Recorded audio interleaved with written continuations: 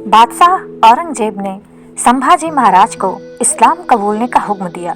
इनकार करने पर उनको बुरी तरह पीटा गया। दोबारा पूछने पर भी संभाजी ने फिर इनकार कर दिया। इस बार उनकी जुबान खींच ली गई। एक बार फिर से पूछा गया। तब संभाजी ने लिखने की सामग्री मंगवाई और लिखा, अगर बादशाह अपनी बेटी भी दें तब भी नहीं करूँगा। इसके बाद उनको तड़पा तड़पा कर मार डाला गया।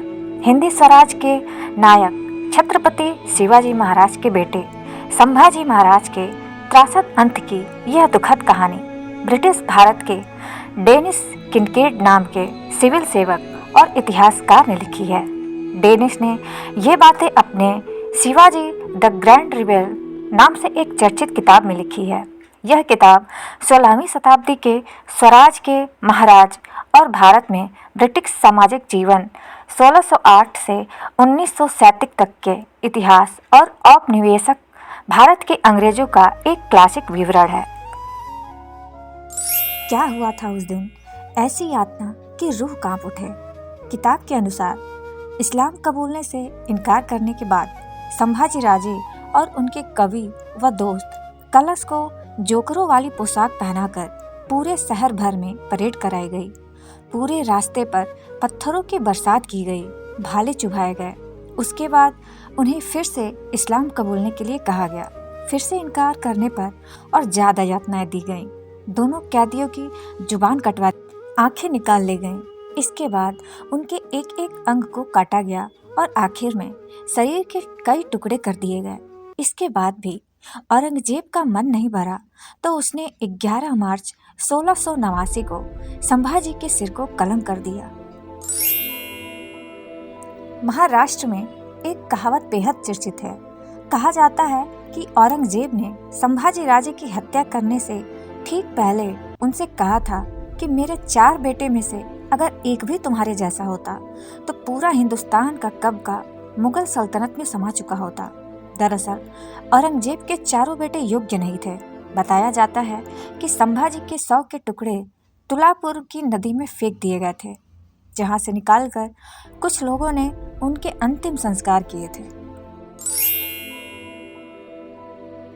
संभाजी की मृत्यु के बाद मराठों ने एकजुट होकर मुगलों को हराया और औरंगजेब की सत्ता समाप्त कर दी।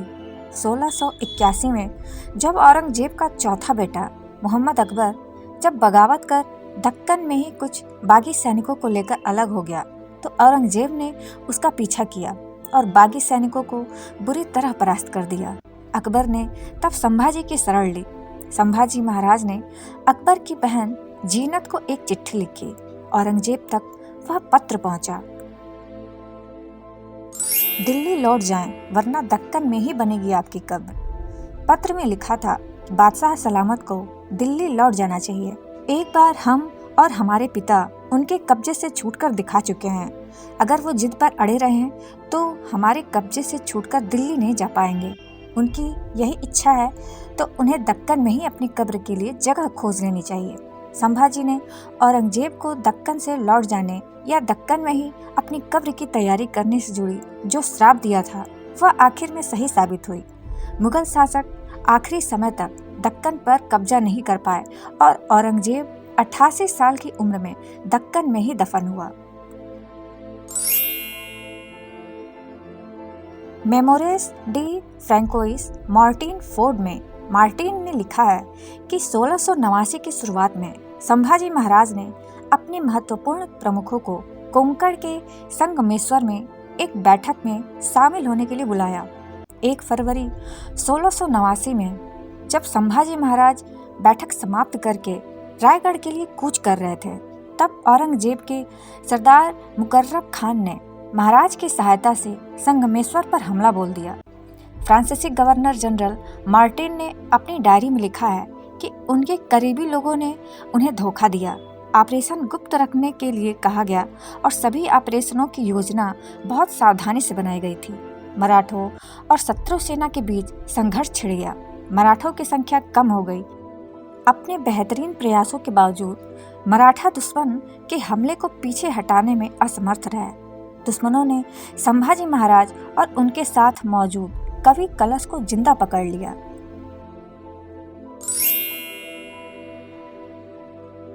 1689 में मुगलों ने संभाजी महाराज को धोखे से बंदी बना लिया और उन्हें औरंगजेब के समक्ष पेश किया गया। मुगल सरदार मुकर्रब खान ने संभाजी के सभी सरदारों को मार डाला। संभाजी को उनके सलाहकार कवि कलश के साथ बहादुरगढ़ ले जाया गया था। संभाजी को देखकर औरंगजेब को यकीन ही नहीं हुआ और वो जमीन पर बैठकर अपने अल्लाह को याद करने लगा। जैसे ही वो बैठा, कवि कलश ने कहा, जो रवि छवि लच्छत ही खत्योत होत बदरंग, त्यो तो तेज निहारिते तखत तज्जो अवरंग। इसका मतलब यह है कि जिस तरह सूरज के प्रकाश को देखकर जुगनू का प्रकाश नष्ट हो जाता है, उसी तरह से यह राजा अपना सिंहासन छोड़कर तुम्हारे समक्ष आया है। इस दोहे का यह मतलब जानकर औरंगजेब आग बबूला हो गया और उसने आदेश दिया कि कवि कलश की जुबान काट दो। उसने उसी वक्त संभाजी के सामने प्रस्ताव रखा कि वह सारे किले मुगलों को सौंपकर इस्लाम धर्म कबूल कर ले, इससे उनकी जान बख्श दी जाएगी। मगर संभाजी ने इनकार कर मरना स्वीकार किया।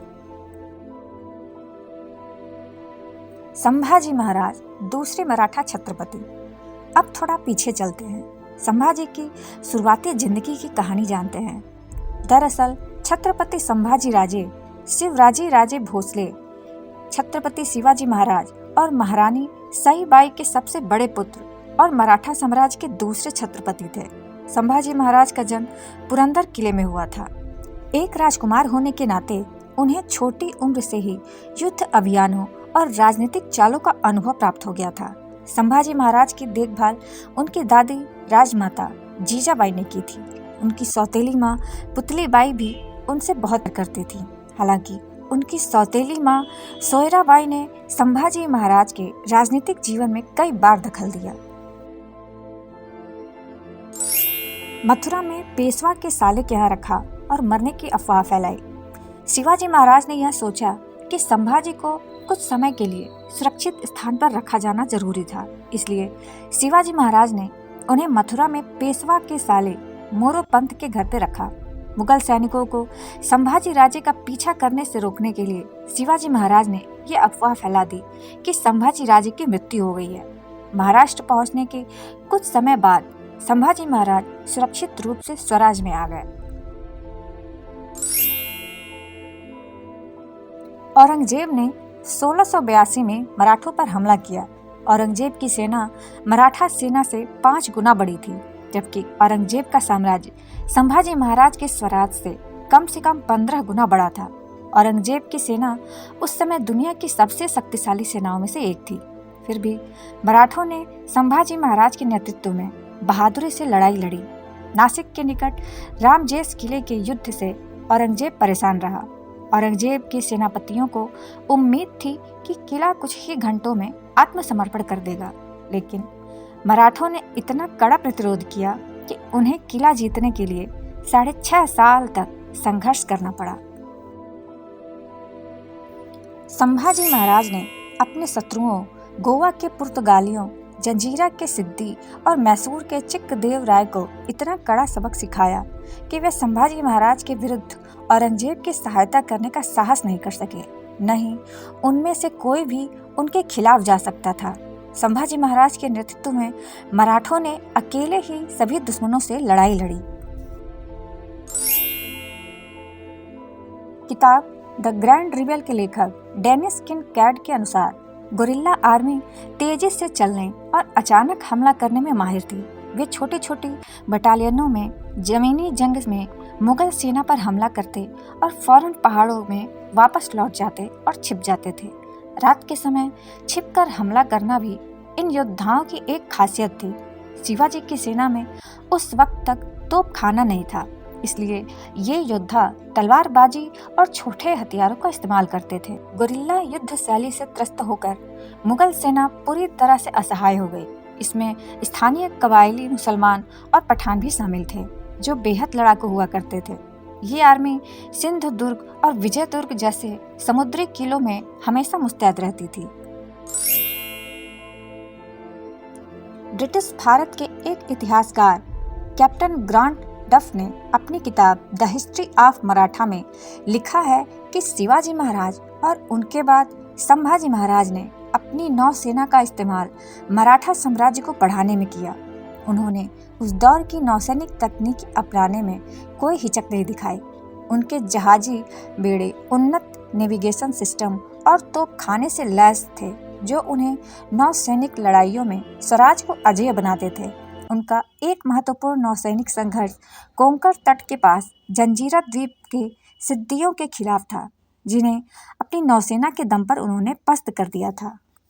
तो दोस्तों, ये थी वीर संभाजी महाराज की अनसुनी कहानी। अगर ये कहानी आपको थोड़ी भी पसंद आई हो तो प्लीज़ मेरे चैनल को लाइक, कमेंट, शेयर और अगर चैनल पे नए हैं तो इसे सब्सक्राइब करना बिल्कुल मत भूलिएगा।